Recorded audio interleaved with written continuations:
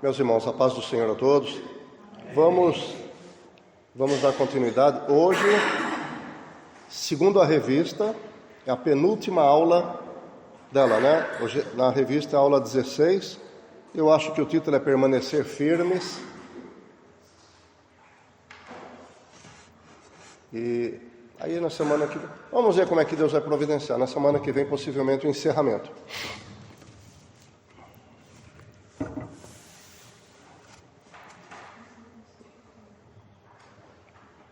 O texto de apoio do nosso estudo de hoje, segunda aos Tessalonicenses, capítulo 2, versículos 13 até o final do capítulo, que é o 17.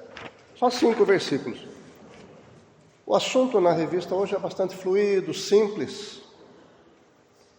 E é uma temática que a gente tem abordado sempre, porque vocês têm percebido que nas aulas nós procuramos explorar o conteúdo doutrinário que está explícito nos versículos, mas aquele também que está nas entrelinhas, implícito. Então, o que é visto pela revista hoje, de alguma maneira, nós já abordamos durante as aulas. Desde 1 aos Tessalonicenses, a gente vai sempre procurando puxar para os nossos dias. Então, não é um simples estudo do que está escrito. É mais uma aplicação para a nossa vida. Mas já que o estudo de hoje está simples, e nós temos muito tempo disponível, eu vou procurar investir em alguns tópicos que aparecem aqui nessa leitura, para ampliar nossa compreensão doutrinária, teológica, bíblica, e nós também nos fazermos perguntas. Quero lembrar para os irmãos que, como eu já li, e talvez vocês tenham lido também, costuma-se dizer no meio teológico que uma boa aula, um bom sermão, nunca esclarece tudo. Os ouvintes, isso é falado a respeito de um bom sermão, né? Os ouvintes sempre vão para casa com fome, fazendo perguntas, porque um bom sermão não deve responder a todas as perguntas. Nós somos adultos, né? Crentes maduros. Então, nós mesmos devemos fazer perguntas e procurar respondê-las. É um exercício muito bom esse, hein? Muito bom, e é bíblico. É um exercício requerido pela palavra. Salmo 1, né? Que de vez em quando eu cito aqui, né? Bem-aventurado o varão, que papapá. Antes tem o seu prazer na lei do Senhor e na sua lei medita de dia e de noite. Aquele que medita na palavra do Senhor, que tira um tempinho para ficar lá, olha para as estrelas, pensa sozinho, vai inevitavelmente fazer perguntas. Inevitavelmente. Você vai fazer perguntas. Sim, mas o que significa isso? O que é que Deus quer dizer com isso? O que Ele quer falar para mim? Essa palavra aqui parece que não está muito para mim não, mas parece que se aplica para a vida de outra pessoa. De que maneira eu posso falar para essa pessoa? Então, quem medita na palavra do Senhor vai fazer perguntas. E precisa se esforçar para responder. Quando a gente ouve uma aula ou um sermão, fique ligado, porque quando você fica ligado, você vai sair com dúvidas. E isso é que é bom. Você vai sair com questionamento, e isso é bom. Mas como é bom? Por quê? Porque a palavra de Deus não se propõe a ensinar para mim e para você tudo de uma vez só. É o resto da vida. Se nós vivêssemos que nem Matusalém, 969 anos, nós, lá no finzinho da nossa vida, quase 1000 anos, nós faríamos perguntas ainda para a Bíblia. E perceberíamos o Espírito Santo trabalhando em nosso coração, como que devolvendo a pergunta: sim, meu filho, o que você diz a respeito disso? Qual é a sua opinião? A palavra de Deus tem essa riqueza impressionante, é um tesouro inesgotável. Você pode perguntar a vida inteira para ela. Então vamos ver se você vai sair com algumas dúvidas boas daqui hoje, né? E vamos ver se também nós vamos conseguir responder algumas. Dependendo de você olhar para mim e ver minha cara, às vezes você vai perceber que eu estou lendo alguma coisa, comentando e aparece uma dúvida para mim também. Talvez não seja um assunto apropriado para a aula, que eu deixo para resolver mais tarde. Essa é a palavra do Senhor. Essa é a maravilha da palavra do Senhor. É uma fonte inesgotável de sabedoria e de conhecimento. Segunda aos Tessalonicenses, capítulo 2, versículo 13. Vamos ler?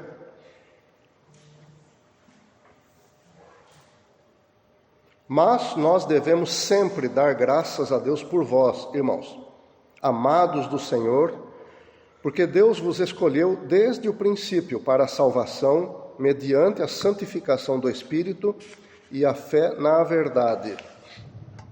E para isso vos chamou pelo nosso Evangelho, para alcançardes a glória de nosso Senhor Jesus Cristo. Assim, pois, irmãos, estai firmes e conservai as tradições que vos foram ensinadas, seja por palavra, seja por epístola nossa, e o próprio Senhor nosso, Jesus Cristo, e Deus nosso Pai, que nos amou, e pela graça nos deu uma eterna consolação e boa esperança, console os vossos corações e os confirme em toda boa obra e palavra. Até aqui, né? Já começamos com uma coisa típica de Paulo, é a conjunção mas.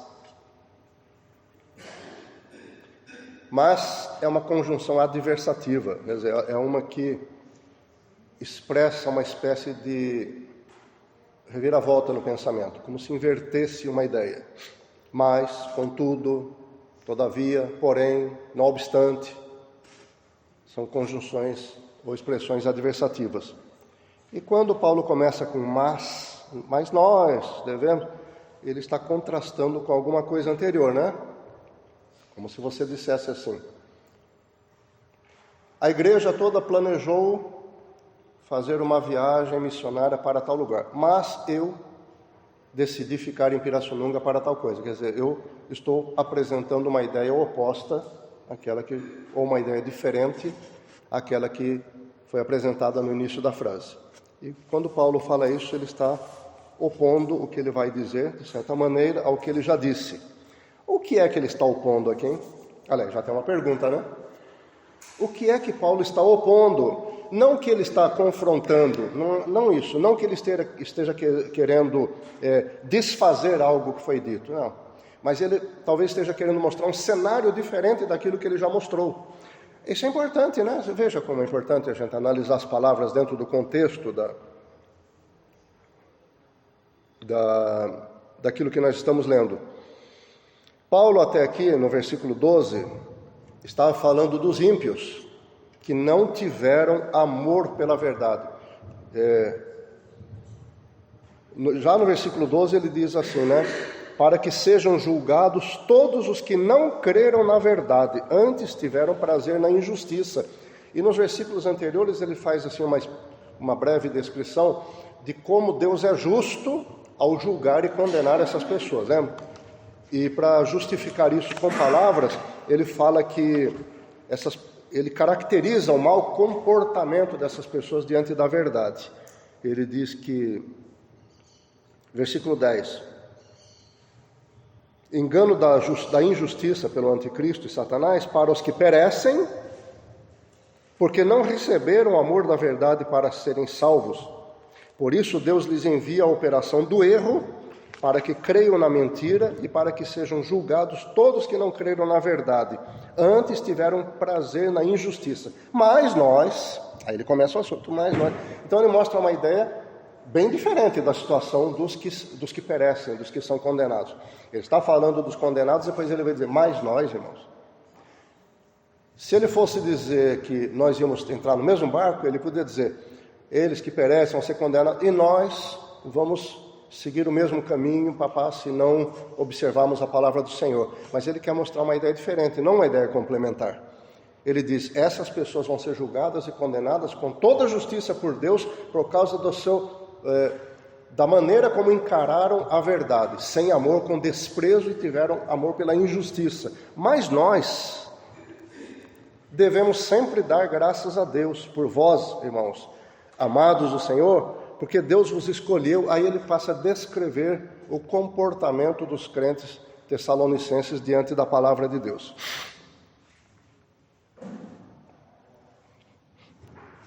Quando no final da aula passada, nós falamos a respeito daqui de que Deus os escolheu, né? Não sei se ficou alguma dúvida entre os irmãos, mas é bom que tenha ficado, né, para o irmão pesquisar a respeito da eleição. Por que é bom que tenha ficado alguma dúvida? Porque a eleição, a predestinação, é um tema muito difícil nas Escrituras. Nossa, muito difícil. Nós já estudamos aqui a carta aos Romanos. Gente, a carta aos Romanos é um banho de água fria para quem não é calvinista, né?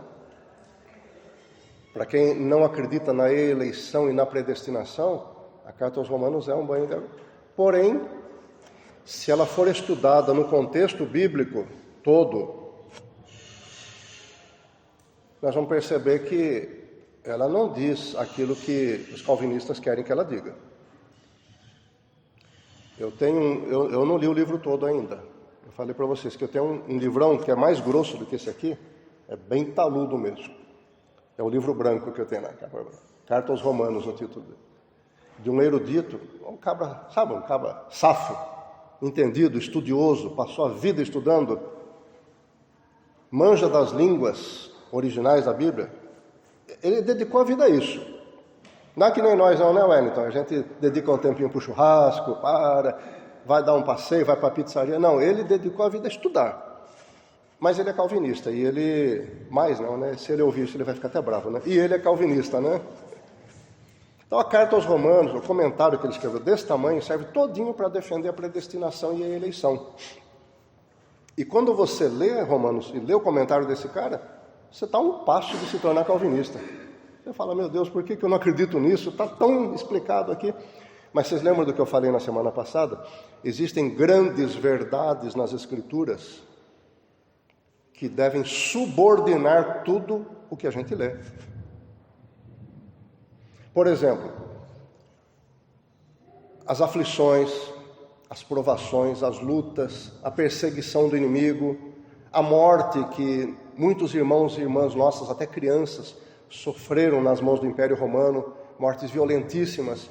Tudo isso é para o mundo, e muitas vezes até para cristãos, como um sinal de que Deus deixou eles de lado. Eles clamam, pedindo misericórdia a Deus, o fogo queimando a sola dos pés, eles ali para morrer e clamando por livramento a Deus. E a Bíblia diz, Romanos, no capítulo 10, todo aquele que invocar o nome do Senhor será salvo. E fala a respeito de Jesus, ele levou sobre si todas as nossas dores e enfermidades, e na hora que você está sendo queimado pela fogueira, as feras estão atacando, você fala, Senhor, me livra, segundo a tua palavra. E ele não livra, ele deixa morrer.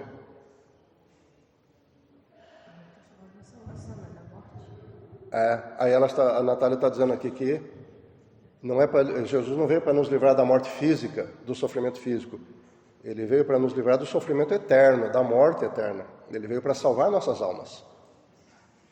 E existem declarações na Bíblia, que são grandes verdades, de que se Cristo padeceu, nós devemos padecer com Ele.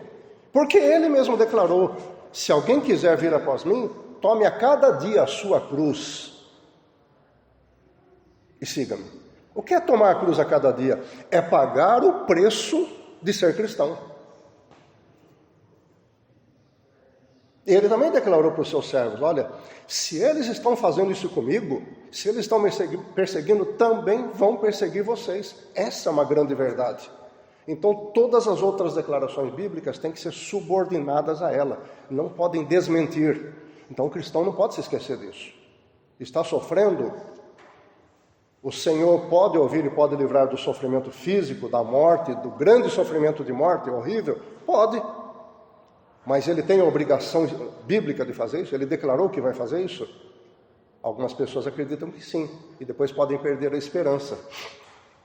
Eu acredito que o calvinismo está baseado nesse erro, de que uma grande verdade bíblica está sendo deixada de lado, a troco de interpretações erradas.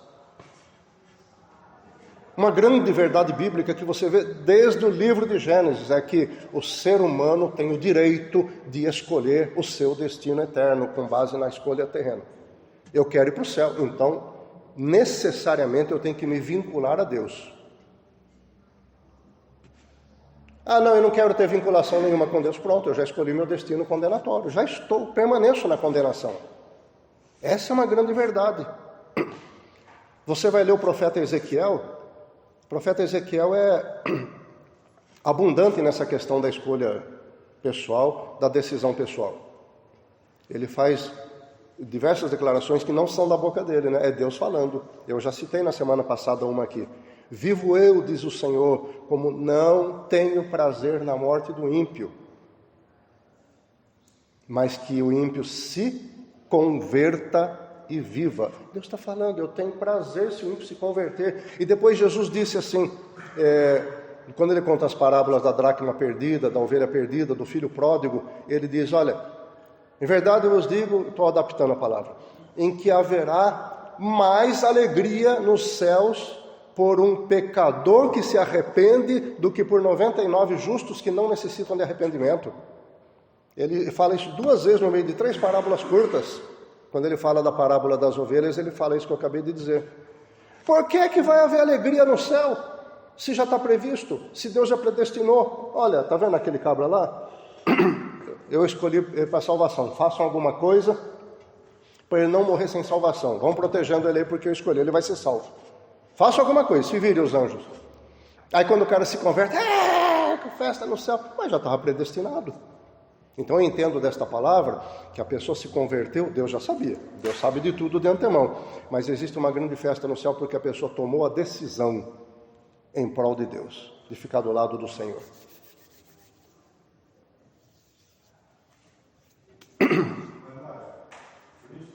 Pode falar. Toda vez que eu leio esse trecho, como diz assim, Deus foi elegido desde o princípio, é o que já vem primeiramente, né? Desde que a pessoa está no ventre, está vindo, ela está predestinada, vamos dizer assim, elegida. Só que aí o irmão falou no domingo passado sobre essa questão, e aí, lógico, vem, como o irmão falou, vem questões na nossa mente, é bom que a gente vá para casa com questões, com interrogações, mas no mesmo momento já vem aquela situação de Jesus estar junto com os dois ali, presos junto com ele. Aí eu fico pensando, como que Deus elegeu aquele cara desde o princípio? O cara já teve aquela oportunidade de falar dele. Aí já começa a dar, né, sabe, aquelas. Porque assim, ali fica bem claro, é o mais nítido possível, pelo menos para mim, que a pessoa tem a oportunidade de fazer uma escolha. Os dois tiveram. Está falando do ladrão na cruz? Isso, ladrão na cruz. Porque em contrapartida, aparentemente toda a sua vida foi improdutiva, vamos dizer assim. Então só a partir daquele momento que ela foi produtiva, ou seja, ele já foi produtivo, mas não foi porque ele já morreu. Então aí fica assim, mas Jesus falou para ele, hoje estarás comigo. Porque ele creu, né? Porque ele creu. Então é como se fosse, é controvérsia, né? Se você pegar, mas é claro, a nossa parte é tentar aquilo que eu sempre tenho ensinado para a gente, né? A gente tem que, o tesouro está ali, a gente tem que cavucar mais, porque tem tesouro aqui, tem, mas pode ser que tenha mais tesouro um pouquinho mais para baixo, dá um pouquinho mais de trabalho, mas vai ter mais coisa para a gente aprender, a gente buscar e a gente encontrar de tesouro. Perguntar muito, dá para fazer muitos porquê, mas por quê, Senhor? Mas por quê? Por que essa hora? Por que não antes? Por que não foi antes de ser crucificado? A verdade é que nós temos aí um ensinamento muito rico, né, desse ladrão que se converteu na cruz, para mostrar, para nós termos argumento de que no último minuto de vida a pessoa pode se converter e Deus receber. É um argumento precioso, porque talvez, eu não me lembro de outra história na Bíblia que mostra essa coisa no finzinho da vida já. Vocês lembram? Vocês se lembram de alguma história da Bíblia, como esse ladrão da cruz? Se converteu já prestes a morrer? Eu não me lembro de nenhum. Uma história mais parecida, assim, que na verdade foi de Sansão, né, que ele pede, mas assim, não chega a ser igual. É porque ele já servia a Deus, né, Sansão? Ele já servia, exatamente, tem diferença. Então, essa mas ele pede algo, né, porque ele já sabe que ele vai morrer de novo. Praticamente, é como se, entre aspas, para alguns, né, lógico, é outro estudo, mas assim, como se ele tivesse se suicidado. E aí ele se arrepende ou não se arrepende? Porque ele sabe que ele vai derrubar e ele vai morrer. Ou seja, ele está se matando também. Mas Deus deu força para ele fazer isso, então ele entendeu que era a direção de Deus. Mas essa questão do ladrão da cruz, vocês percebam que talvez seja o único argumento que a gente encontra na Bíblia, assim, bastante claro e objetivo, digo, para dizer para as pessoas, que aqueles que dizem assim, quer dizer que a pessoa passa a vida inteira fazendo besteira, rebelde contra Deus, matando, roubando e fazendo muita bobagem, e no finzinho da vida ele diz que se arrepende e vai para o céu. Já me perguntaram isso. Eu sabe o que eu digo? Eu falo, exatamente. Exatamente. Se a pessoa se arrepender no último suspiro, Se arrepender de verdade, né? se arrepender de verdade, do íntimo do coração, no último suspiro, Deus a recebe por filho e vai para o céu. Aí usa a história do ladrão na cruz como exemplo. Porque o ladrão ainda ia passar por muito gemido, né? Ele teve as pernas quebradas, ele sabia que podia passar alguns dias ainda na cruz. Mas ali no primeiro dia ele já pediu misericórdia ao Senhor. Lembra-te de mim quando entrares no teu reino. E ele já estava sofrendo, gemendo ali na cruz. Sabe? Então é isso mesmo. E quem sabe Deus não deixou chegar até esse último momento, que essa pessoa só tomaria esse passo decisivo, crítico, numa hora crítica da sua saúde, do seu bem-estar. Né? Enquanto ele estava livre, roubando dinheiro e gastando, podia ser que ele não tomasse essa decisão. Olha, também é um argumento no evangelismo, dizer, olha, você, meu amigo, então você faça a mesma coisa, ou você está esperando que Deus deixe você chegar no momento crítico, abarrado na ferrovia, o trem vindo, e você não consegue se soltar, preso no trilho, o trem chegando, e você sabe que vai morrer, vai esperar esse momento crítico? Por que você não se converte agora? E quando tiver que morrer, morre com alegria? Então, serve de argumento também, né? Mas vamos voltar lá. Então, nós estávamos falando de grandes verdades e de verdades subsidiárias. Eu entendo que um dos erros do calvinismo é esse. É não respeitar as grandes verdades. E para mim, a grande verdade é que o ser humano foi criado à imagem e semelhança de Deus, e isso justifica o livre-arbítrio. Deus não retirou o livre-arbítrio das pessoas. Uma vez eu fui confrontado por um diácono de uma outra igreja, uma igreja calvinista, de que morto não faz escolhas, não pode, sabe, escolher nada bom. Eu falei, mas o senhor não fez escolha na sua vida antes de converter? Mas quem está morto espiritualmente só faz escolha ruim. Eu falei, o senhor se casou antes ou depois de se converter? Eu me casei antes. Teve filhos? Tive. Quer dizer que isso foram más escolhas que eu fiz? Do âmbito moral e espiritual foram más escolhas? O senhor tem que desfazer o casamento, se desfazer dos filhos agora, para poder fazer uma escolha como convertido? Ou o senhor se arrepende de ter se casado com essa mulher? Não, baixou a cabeça. Então o senhor tinha livre-arbítrio, o senhor podia escolher. Aí ele não teve mais o que argumentar. Mas continua calvinista. Vamos ler primeiro aos Timóteos. Tem gente que gosta de ouvir. Mas ele fala aos Timóteos. Tem gente que gosta, né? Vamos ler a primeira carta a Timóteo, capítulo 2.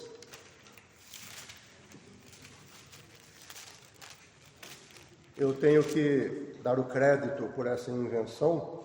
Eu não inventei aos Timóteos, foi o irmão presbítero Levi Honório, foi de quem eu ouvi essa expressão. Ele falou, vamos ler aos Timóteos aqui, eu achei engraçado e mantive. 1 Timóteo capítulo 2, versículo 3, 4, os irmãos permitam que eu leia para ficar gravado aqui, né? Paulo, escrevendo ao pastor Timóteo, diz a respeito do que, como se comportar, vida de oração, Aí ele diz, isso é bom e agradável diante de Deus, nosso Salvador, que Deus deseja que todos os homens sejam salvos e cheguem ao pleno conhecimento da verdade. Irmão, não precisa de mais nada, certo? Eu, se fosse calvinista, eu teria vergonha de ler esse trecho aqui.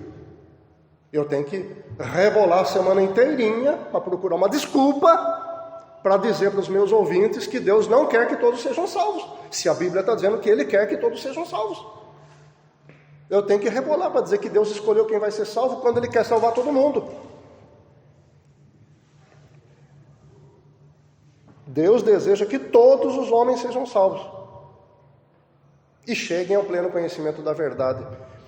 Quem é o ser do universo e de toda a eternidade que mais tem interesse de que todos os seres que existem cheguem ao conhecimento da verdade? Deus criou o ser humano, homem e mulher, para a sua glória, não é? Para o seu prazer. E desde o primeiro casal, o ser humano se corrompeu e apareceu a condenação.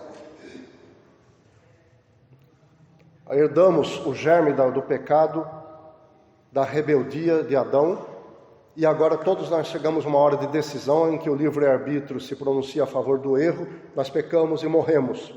Mas Deus não quer isso, porque Deus criou o ser humano para a sua glória. Porque se é apenas baseado na eleição, então está frustrado o plano de Deus, porque Ele criou a humanidade para a sua glória. Só que como Ele respeita o ser humano, assim como Ele respeita o arbítrio do ser humano, assim como Ele respeitou o livre-arbítrio de Adão e Eva e deixou que eles continuassem nesse caminho, mesmo sendo advertidos, assim é hoje. Deus ainda quer que o ser humano exista para a sua glória. É por isso que Deus deseja que todos sejam salvos e cheguem ao pleno conhecimento da verdade. Ele quer que a humanidade toda o louve. Ele quer que toda a humanidade o adore e viva para a sua glória. Ele quer isso de mim, quer isso de você. Estou fazendo coisa errada. Não. Já fiquei até com medo, comecei a tremer aqui já. Deus quer isso de mim e de você. Mas se Deus simplesmente sai passando o rodo e levando todo mundo para o céu, isso não é justiça. Por que isso não é justiça? Porque nós somos pecadores e Deus declarou condenação. Se Ele não tivesse declarado, Ele podia levar para o céu todo mundo do jeito que está, mas Deus é santo. Deus não admite o pecado. No céu não entra pecado, diz a música, né? Fadiga, tristeza, nem dor, não há coração quebrantado, pois todos são cheios de amor. E se você levar uma multidão de pecadores para o céu, você só está transferindo a bagunça, a podridão da terra para o céu. E a justiça de Deus não permite isso, a santidade dele não permite.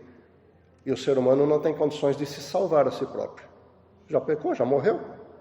O sangue, sua vida já está contaminada, a vida está no sangue, já está contaminado. Então é necessário que um ser justo, puro, sem pecado, pague o preço da liberdade daqueles que estão condenados. Quem fazia isso no Antigo Testamento? Simbolicamente e temporariamente, quem fazia isso? Eram as ofertas de sangue no altar, que tinha que ser animal, macho, de 1 ano, sem defeito, sem mancha, sem mácula, inocente, porque os animais são moralmente inocentes, eles são amorais, eles não têm decisão com relação ao comportamento moral.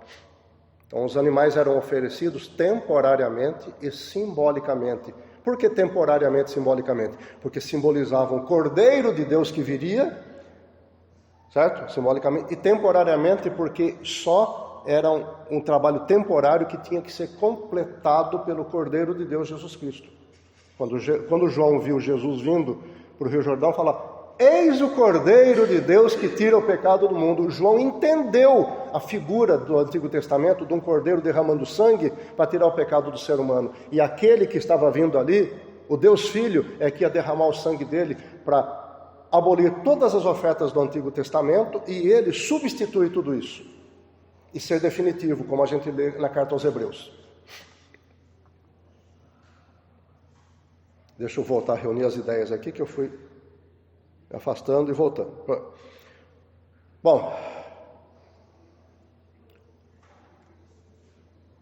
o ser humano então foi substituído na sua remissão por um único ser que tinha o sangue puro, era imaculado, era consciente. Você vai falar assim: não, mas os animais, como o cordeiro do Antigo Testamento, também eram inocentes, eles não tinham pecado. O sumo sacerdote, o ofertante, colocava a mão na cabeça e simbolicamente transferia seus pecados para ele. É o que nós fazemos agora, né? Quando nós chegamos, quando a pessoa se converte a Deus, é como se ela estivesse colocando a mão na cabeça de Jesus Cristo e transferindo seus pecados para Jesus Cristo. Por isso eu falo aqui, não vamos pecar mais. Cada vez que a gente faz isso, a gente está transferindo o nosso pecado para Jesus Cristo. Ele pagou por isso, ele sofreu. E a gente está justificando o sofrimento dele. Então não vamos pecar mais, né? Eu sei que isso é impossível, mas vamos fazer um esforço pelo menos. Aí você vai dizer assim: mas o Cordeiro do Antigo Testamento já fazia essa função. Por que tinha que ser um ser humano? Porque o ser humano é consciente do que está fazendo e o animal não é. E Deus queria que alguém fosse voluntariamente o intermediário entre o ser humano e ele. E o animal não pode ser esse intermediário. Então havia duas figuras para poder suprir uma só, que era o animal sendo sacrificado e o sacerdote oferecendo aquele animal. E Deus queria que isso estivesse numa figura só. E Hebreus diz que Jesus Cristo se ofereceu a si mesmo e se tornou sumo sacerdote perante o Pai eternamente. Sumo sacerdote da ordem de Melquisedeque, diz a Bíblia. Então Jesus substituiu o animal e o sumo sacerdote para sempre, de forma perfeita. Mas é perfeito ao ponto de que quando Jesus bradou na cruz, está consumado, e morreu, o véu do templo foi rasgado. A Bíblia não conta detalhes, mas aí a gente entende quantos sacerdotes judeus olharam para aquele véu gigantesco, enorme, alto, grosso, ser rasgado subitamente, sem mais nem menos, e de repente eles olham, vem o véu e vem ali dentro os objetos de culto, a arca. Acho que a arca não estava ali na época, mas o Santo dos Santos, que era proibido para todo mundo, exceto para o sumo sacerdote, uma vez por ano podia entrar ali só. Ele pega e olha o Santo dos Santos. O que passou na cabeça desse homem e dos sacerdotes na hora, hein? O que passou na cabeça dele? Meu Deus, vou morrer. O caminho está aberto para os santos, para a morada de Deus. Mas é justamente o que a Bíblia diz. O caminho foi aberto para nós agora termos ousadia de entrar no Santo dos Santos. O que os judeus não tiveram. Ousadia, porque Jesus rasgou o véu na sua carne. Então eles não têm coragem de entrar no Santo dos Santos físico. E a Bíblia está dizendo que nós devemos ter ousadia para entrar no Santo dos Santos espiritual. Quer dizer, entrar na presença de Deus. Porque Jesus abriu o caminho. Bom, isso tudo para falar do livre-arbítrio, né? E veja que tudo isso está vinculado à vontade do ser humano de querer ser salvo. Acho que eu já falei bastante a respeito disso. E para justificar essa declaração de Deus, Deus quer que todos sejam salvos. Então Ele quer comprar a humanidade de volta para si, através do sangue de Jesus Cristo, mas não é um ato automático. Jesus morreu, então toda a humanidade está salva. Não. Jesus morreu, então toda a humanidade tem à sua disposição o perdão dos pecados. Está aí disponível, quem quer. Porque se Deus é justo, o sacrifício tem que ser feito. Se Deus é santo, o pecador não pode entrar no céu com seus pecados. E Satanás pode dizer para Deus, mas assim está fácil demais, né? Jesus morreu, agora o Senhor leva todo mundo para o céu, ou o Senhor escolhe quem vai. Quer dizer que a pessoa pode até querer ser pecadora, mas o Senhor vai trabalhar para que ela não queira mais. O Senhor vai mudar o coração dessa pessoa, o sentimento dessa pessoa, mesmo que ela não queira. Está certo isso, Deus? Não está certo. Então o que é que Deus faz? Ele espera cada um tomar sua decisão. Quando a pessoa se move no seu coração, como aquela história da parábola do fariseu e do publicano que foram ao templo orar. Lembra a história que eu já contei várias vezes? O fariseu se engrandeceu diante de Deus e o publicano, ouvindo tudo isso, não conseguia levantar os olhos. Tem misericórdia de mim, Senhor, que sou pecador. O que é que Deus faz com pessoas assim? No Antigo Testamento a pessoa saía justificada, né? E agora Deus fala ao coração dessa pessoa, vá até meu filho, Jesus Cristo. Foi o que eu falei semana passada. Por que eu tenho que ir até Jesus Cristo? Porque eu escolhi, eu já fiz uma eleição, que vem morar comigo aquele que estiver em meu filho Jesus Cristo. Eu elegi quem está em Jesus Cristo para vir morar no céu. Essa é a eleição. Satisfaz completamente a justiça de Deus. O inimigo não tem que questionar nada diante de Deus, como ele fez em relação a Jó. O inimigo não tem nada para pegar, nem uma pontinha para pegar e reclamar de Deus. Nós estamos completamente salvos, porque Deus trabalhou de tal maneira no ambiente humano que nós estamos vendo a redenção do Senhor e aceitamos isto. Então nós vamos para o céu sem méritos, mas pelos méritos de Jesus Cristo. O inimigo não tem do que reclamar. Nós vamos. Se nós permanecermos em Cristo, como diz a carta aos Hebreus, né? Como diz Paulo, que a apostasia vai ser grande. Como ele disse para os Gálatas, Ele diz que temo que eu tenha trabalhado inutilmente no meio de vocês. Se vocês se deixarem circuncidar, vocês estão separados de Cristo. Então nós temos que manter isso. Como Jesus declarou, guarda o que tens, para que ninguém tome a tua coroa. Estas são grandes verdades, que a nossa eleição dependeu do nosso livre-arbítrio, de nós estarmos em Cristo, porque quem está em Cristo é eleito. E de que o nosso livre-arbítrio diz, eu quero guardar minha coroa, eu quero guardar, Senhor, se eu tiver que ir para a cruz, se eu tiver que ser comido por fera, se eu tiver que ser queimado, eu não vou aguentar, eu preciso da tua graça e misericórdia, me ajuda a ter força neste momento, porque eu não quero desistir da salvação. Alguns desistiram no último momento. Alguns, sentindo fogo chegando perto, abjuraram, negaram Jesus Cristo. E quanto mais o tempo vai passando, a partir de agora, mais pessoas vão negar, porque é o que Paulo fala da grande apostasia. A apostasia é o abandono do caminho.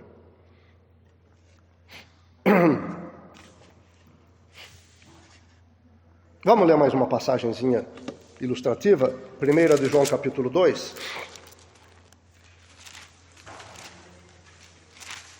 Irmãos, quando eu falo essas coisas, eu não quero impor meu ponto de vista não, sabe? Não quero não. Vocês veem que eu trato a palavra de Deus com muito vigor, não trato? Eu saio da aula cansado, Natália sabe disso. Todo domingo eu saio cansado daqui, saio exausto. Porque eu empenho, parece que eu sinto todos os meus músculos trabalhando. Eu me empenho para ensinar, sabe? Eu faço um esforço, como se eu estivesse numa batalha. Mas não é porque eu quero impor meu ponto de vista, é porque eu amo a palavra de Deus e eu desejo que as pessoas amem também a palavra de Deus e venham amar o Senhor cada vez mais. E isso implica amar a verdade. 1 João capítulo 2, versículos 1 e 2. Vamos ler? Meus filhinhos, eu vos escrevo estas coisas para que não pequeis. Mas se alguém pecar, temos um advogado junto ao Pai, Jesus Cristo, o justo. Ele é a propiciação. Ele é a propiciação pelos nossos pecados. Se estivesse aí, ponto, e passa para o versículo 3, eu ia chegar nos calvinistas, apertar a mão, me desculpe ter falado contra vocês todo esse tempo, contra a sua doutrina, a partir de agora eu sou calvinista. Mas o versículo não para aí. Ele é a propiciação pelos nossos pecados, e não somente pelos nossos, mas também pelos pecados de todo o mundo, quer dizer, de toda a humanidade. Jesus Cristo não veio para os eleitos, como se diz no calvinismo. Ele não veio para os eleitos, Jesus veio para toda a humanidade. Deus amou o mundo, a humanidade, de tal maneira, a humanidade Deus amou. Deus amou o mundo de tal maneira que deu o seu Filho para que todo aquele que nele crê não pereça, mas tenha a vida eterna. E aqui João, o mesmo João que escreveu o Evangelho, essa palavra que Jesus falou, João capítulo 3 é Jesus falando para Nicodemos. O mesmo João que escreveu essa conversa com Nicodemos, escreveu isso aqui. Jesus é a propiciação pelos nossos pecados, não somente pelos nossos, mas também pelos pecados de todo o mundo. Eu já disse para vocês que eu estava numa aula uma vez, que estava sendo dada por uma senhora calvinista. Ela leu esse versículo aqui. Quando ela terminou de ler, o que ela disse? Pasmem, ela falou, irmãos, aqui está escrito, mas nós sabemos que ele não morreu por todo mundo, morreu só pelos eleitos. Pelo amor de Deus, está aqui na cara. Isso foi um tapa na minha cara. Falo, como? Está escrito aqui, gente. Não, irmãos, nós sabemos que ele não morreu pelos pecados de todo mundo. Está escrito, ele morreu só pelos eleitos. O que é isso, irmãos? É desmentir a palavra que está escrita. Não, João se enganou. A palavra é inspirada, mas esse trecho aqui está errado. Tito, capítulo 2. Pouco depois dos Tessalonicenses, aos Timóteos. Tito, capítulo 2.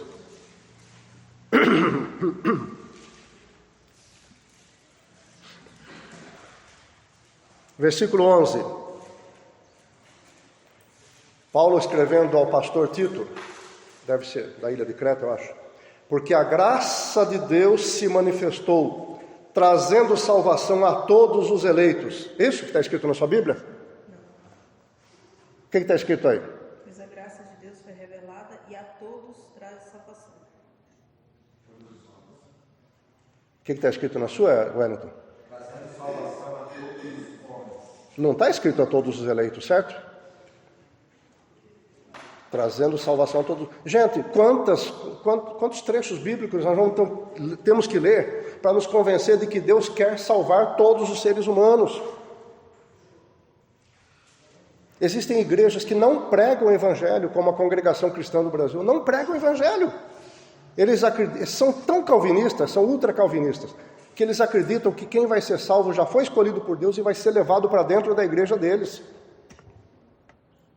Que o Espírito do Senhor vai levar para dentro da Congregação Cristã do Brasil, que não precisa evangelizar. Isso é uma afronta ao ide de Jesus Cristo. Ide por todo mundo, pregai o Evangelho a toda criatura, quem crer e for batizado será salvo, quem não crer será condenado.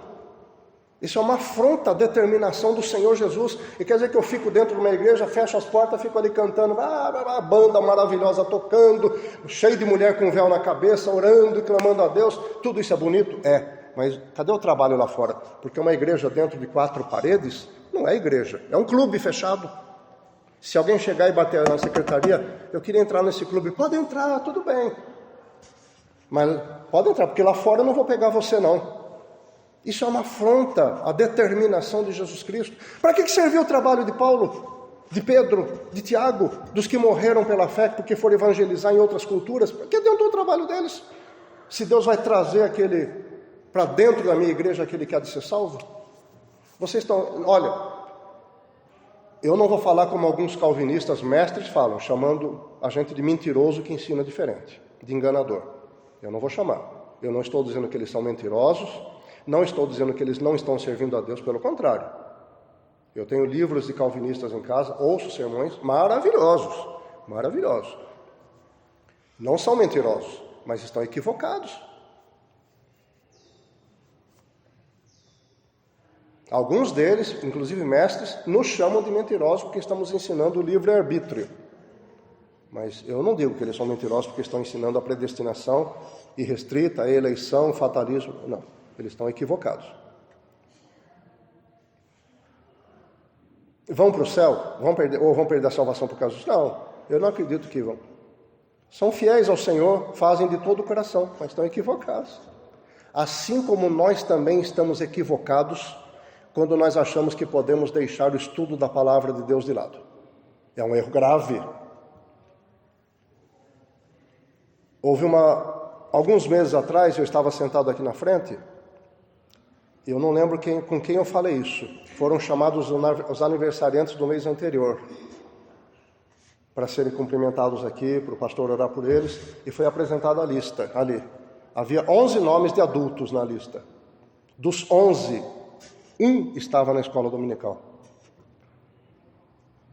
Os outros 10 não vieram nem para receber o cumprimento. Menos de 10% daquela lista de aniversariantes estava presente na escola dominical. Isso é um erro grave. Eu acho que esse é o erro mais grave do que o do calvinismo. Porque nós que temos tanta liberdade de escolha, nós que fazemos o que bem queremos, nós que podemos até dizer para o pastor, não venha à minha casa não, que eu não estou pronto para receber o senhor não. Não, eu não quero receber visita de pastor não. Nós que temos tanta liberdade, achamos que temos tanto direito, que achamos que vivemos numa democracia eclesiástica, deixamos a palavra de Deus de lado. Enquanto tem calvinistas aí que estão fazendo uma interpretação equivocada, mas que estudam e fazem questão de ensinar o que eles estudam. Então nós também cometemos erros, e graves erros. Se eu não fosse um frequentador de escola dominical, se eu passasse meus domingos fazendo qualquer coisa gostosa e boa com a minha família, mas não viesse para a escola dominical, não procurasse aprender a palavra de Deus, o que é que eu iria ensinar para o meu filho de 6 anos?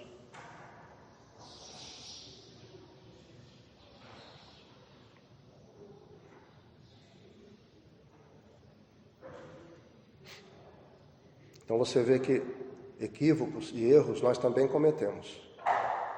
Como nós precisamos da misericórdia de Deus? Como precisamos? A gente só vai para o céu por causa da graça de Deus. Só por causa da graça de Deus.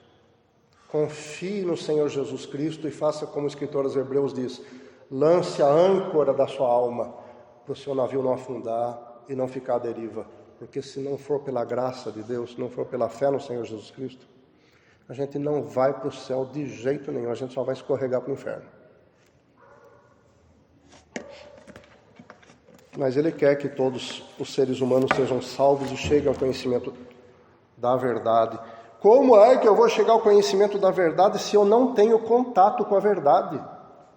Será que eu estou em cima do muro? Porque vamos voltar para essa conjunção adversativa de Paulo no versículo 13, bem no começo. Mas nós, ele está nos colocando em posição diferente daqueles que não têm amor pela verdade.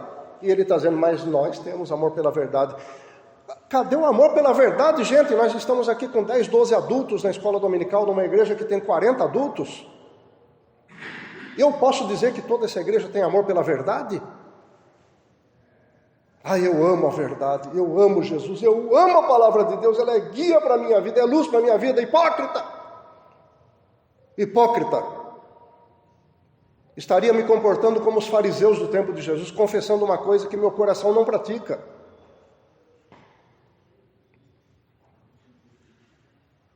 É muito sério isso, irmãos. Então parece que eu estou no meio termo. Eu me sinto salvo, porque eu não sou como aqueles que desprezam a verdade, mas eu também não sou como aqueles que amam a verdade, porque quem ama a verdade se cola com ela, certo? Eu amo minha mulher, mas ela na casa dela, eu na minha. É assim? Como alguns casamentos hoje em dia, ela na casa dela, eu na minha. E se a gente tiver filho? Aí a gente depois discute como dividir essa paternidade e maternidade. Como é que eu posso dizer que eu amo desse jeito? A Bíblia diz que aquele que se casa com uma outra pessoa forma com ela uma só carne. E diz também que aquele que... Isso é sério, hein? Isso é sério. E aquele que se ajunta com Deus, a Bíblia diz isso, forma com ele o quê? Um só espírito, a Bíblia diz. Pelo amor de Deus, isso é muito sério. E eu vou dizer que eu amo a verdade se eu não me preocupo nem em aprender a palavra de Deus? Então quer dizer que eu estou em cima do muro, né? Deste lado estão os que Deus está condenando com toda a justiça, porque não tiveram amor pela verdade, e deste lado estão aqueles que amam a verdade e se dedicam a ela. E eu estou aqui no meio. Eu não tenho nada contra a verdade, mas pelo visto eu também não tenho nada a favor. Aí eu vou me lembrar das palavras do Senhor para a igreja de Laodiceia. Tu dizes, estou enriquecida, de nada tenho falta. E Jesus diz, mas não sabes que és miserável, pobre, cego, desgraçada e nua. Te aconselho que compres colírio de mim para que vejas, e vestes para que cubram tua nudez. Oxalá foras quente ou frio, mas porque és morno, quer dizer, está em cima do muro, estou a ponto de vomitar-te da minha boca. Eis que estou à porta e bato. Se alguém ouvir a minha voz e abrir a porta, entrarei em sua casa e cearei com ele e ele comigo. A ceia era a última refeição do dia dos judeus, hein? É a última chance que Deus está dando para essa igreja. Se alguém tem ouvidos, ouça o que o Espírito diz às igrejas. Vai me dizer que isso não é livre-arbítrio que Jesus está falando com a sua igreja? Uma igreja que já está condenada por estar em cima do muro? Não é livre-arbítrio isso? Estou à porta e bato, se alguém ouvir a minha voz e abrir a porta. É como se Jesus estivesse falando, pelo amor de Deus, abra a porta que eu quero entrar e salvar sua alma. Não é livre-arbítrio isso?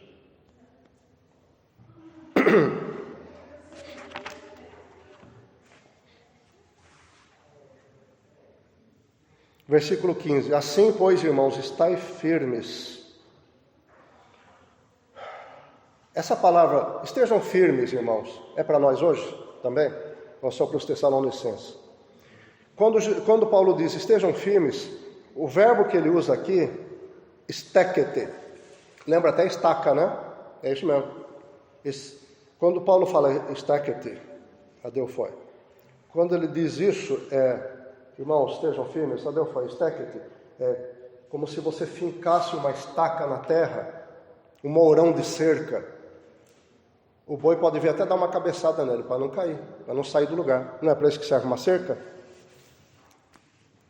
Paulo está dizendo, estejam firmes. Se o inimigo vier e der uma cabeçada em você, você está ali. Você vai sentir a dor, vai sentir o impacto. Algumas lascas você talvez até perca, mas você vai estar firme. Esteja firme no Senhor Jesus. Não se deixe abalar. Quando Paulo diz uma coisa como essa, ele está dizendo, a responsabilidade é sua de ficar firme. Você não vai ser salvo porque foi escolhido, não. A responsabilidade é sua. Fique firme para não ser derrubado. Porque se você estiver no chão, como um mourão de cerca, mas solto, ou com cupim na base, ou botou só um tantinho de madeira assim, só para inglês ver, só um tantinho assim, 5 centímetros no chão, o touro não precisa nem dar cabeçada, é só dar uma bufada em cima, né? Então a responsabilidade é minha e sua, de nos mantermos em Jesus Cristo. Stackete, adelphoi. E conservai as tradições. Algumas igrejas acham que essa palavra tradições dá margem para o que eles entendem que são as tradições da igreja. Que os antigos, os primeiros pais da igreja, depois dos apóstolos, na época patrística, aqueles que tiveram algum contato com os apóstolos, são chamados pais da igreja, como, fugindo o nome, Crisóstomo, João Crisóstomo, né? Me ajudem, irmãos, a lembrar os nomes. Agostinho, Tomás de Aquino, os grandes pensadores da igreja, os grandes defensores da fé, logo depois dos apóstolos, deixaram muitos escritos, muitas interpretações, mas não são inspiradas por Deus. O que é inspirado está na Bíblia. Essas interpretações são boas, são corretas? Provavelmente sejam, na maioria até, mas não são inspiradas por Deus. Mas existem igrejas que acreditam, como a Igreja Católica, que essas tradições e o que foi incorporado depois tem o mesmo valor da palavra de Deus. É por isso que você vê tantos desvios doutrinários da Igreja Católica em relação à Bíblia. Por quê? Porque a Bíblia para eles não é a única regra de fé e prática para os católicos. Essa é uma e a tradição da Igreja Católica é outra. São os ensinos e as interpretações que ocorreram com o passar dos anos. Mas pasmem vocês que entre os evangélicos também existe isso. Existe um versículo no Antigo Testamento, eu não tenho certeza se é no livro de Provérbios, em que se diz assim, não removas os marcos dos antigos. O que acontecia na época é que as propriedades tinham marcos de delimitação e tinham pessoas que queriam ganhar mais terras e aquilo era tudo grande, né? O cara não sabia, não via a extensão da terra dele, da propriedade dele, então ele pegava aquilo lá e ficava em outro lugar para dentro da propriedade dele. Isso tem uma aplicação moral? Sim. Não defraude ninguém. Não mexa naquilo que está estabelecido e que é correto e justo. Mas existem igrejas que eu ouvi pastor pregar isso. Os nossos antigos estabeleceram marcos para a nossa igreja. A mulher não pode cortar cabelo, homem não pode usar bermuda, crente não vai à praia, não joga futebol. Os nossos antigos estabeleceram esses marcos. Irmãos, não removam esses marcos, porque Deus não se agrada, está na Bíblia. Isso são tradições da igreja. Então existem evangélicos que estão interpretando de modo errado também essa palavra de Paulo. Conservai as tradições que vos foram ensinadas, seja por palavra, seja por epístola nossa. Paulo está falando da doutrina cristã. Doutrina é um conjunto normativo aplicado ao comportamento, que normatiza a nossa vida, que orienta a nossa vida. É isso que Paulo está dizendo, nossas tradições são aquilo que nós aprendemos de Cristo. Não aquilo que veio na nossa cabeça, que Pedro achou. Por quê? Porque Pedro achou também que podia comer e beber tranquilamente no meio dos gentios que se converteram, mas no meio dos judeus ele tinha que ter outro comportamento. E quando judeus e gentios se reuniam, ele saía de fininho, porque ele não sabia o que fazer. Ele tinha uma regra para um, uma regra para outro. Então, como um apóstolo fez isso, serve de regra para nós? Não, porque Paulo diz na carta aos Gálatas, eu confrontei Pedro na cara e disse, Pedro, você está errado. Ele fala isso em Atos e fala isso também em Gálatas. Pedro, você está errado, você está agindo com hipocrisia. Então, o comportamento dele não serve, de um apóstolo, não serve de tradição para nós. O que Paulo está dizendo aqui é aquilo que nós aprendemos de Jesus Cristo. Essa é a nossa tradição. A gente inventa muita coisa. Fala a verdade. A gente inventa coisa, inventa. Uma coisa, raça para inventar moda é crente, né? E pior que é para inventar moda para os outros, não é para ele. É para inventar uma maneira de dirigir a vida dos outros, de ter domínio sobre a vida alheia. É como o pai fumante, que não quer que o filho fume, dá uns tapas no filho. Papai, você fuma. Faça o que eu mando, não faça o que eu faço.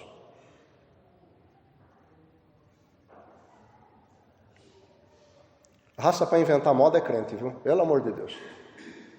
Nós não temos que inventar nada, irmãos. Nós temos que nos basear na palavra de Deus. Existem pessoas que deixam de lado a capacidade de ler, estudar a palavra de Deus, pedir misericórdia a Deus, para dizer para as outras pessoas o que significa a vontade de Deus. Deixam de lado essa capacidade, aí fica inventando coisa, botando regra, querendo trazer os crentes no cabresto. Se nós temos livre-arbítrio para escolher se vamos ser salvos ou não temos livre-arbítrio para decidir as coisas pequenininhas da nossa vida? Quer dizer que Deus coloca sobre meus ombros a capacidade de decidir o destino eterno da minha alma. E eu não posso decidir coisas pequenas da minha vida, eu tenho que depender do costume de outra pessoa? Não. O que nós fazemos é ensinar os crentes, se possível, ensinar com convicção. Mas cada um tome sua decisão. Cada um decida.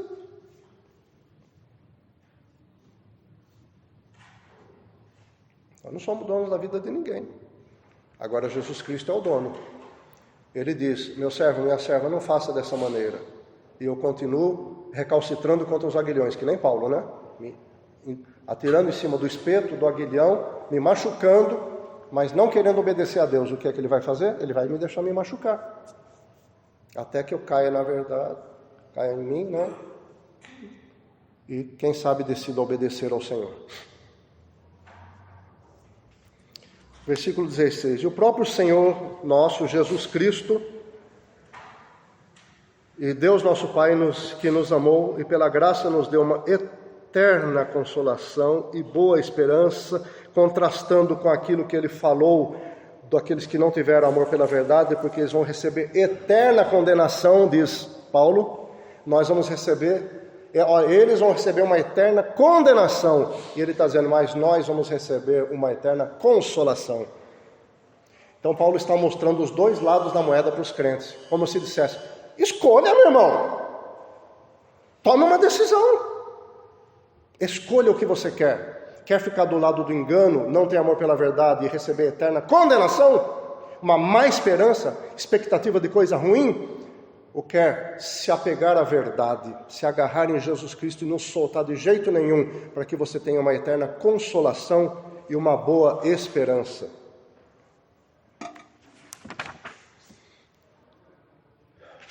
Então, esse Jesus e esse Deus nosso Pai, console os vossos corações e confirme em toda boa obra e palavra. Paulo finaliza dizendo que boas obras e boa palavra não é só pregação, é aquilo que nós expressamos diante de outras pessoas. O que e como falamos, não é só sobre Jesus, é nossa vida cotidiana. E boas obras também são do cotidiano. É como se dissesse, continue nesse caminho que Deus confirme vocês. Por quê? Porque faz parte, é uma característica de quem se converteu. Falar bem, vigiar o que fala e praticar boas obras. Porque ser crente dentro de quatro paredes, qualquer um pode ser, meu. Qualquer um pode ser. Então Deus confirme cada um de nós lá fora, fazendo coisas boas, que engrandeçam o nome do Senhor e falando as coisas de modo digno também. Por quê? Porque mesmo que isso custe a nossa vida, Isso é uma característica do modo de vida do cristão e Deus quer isso. E Paulo encerra com essas palavras então. Vocês perceberam que esses meros 5 versículos que nós falamos, do ponto de vista que nós conduzimos esta aula, falam sobre as escolhas do crente, o livre-arbítrio, viram? Quem quiser tirar alguma dúvida agora pode voltar aqui. Meu departamento de publicações, né? Talvez nesta semana coloque essa aula no YouTube. Acho que vou colocar sob o título também Escolha do Crente, ou Livre-Arbítrio, ou coisa assim, tá? Aí quem quiser tirar dúvidas, mais algum argumento pode procurar lá. E na semana que vem, se Deus permitir, a gente encerra com o capítulo 3, a segunda aos Tessalonicenses. Obrigado, irmãos. Deus abençoe a todos.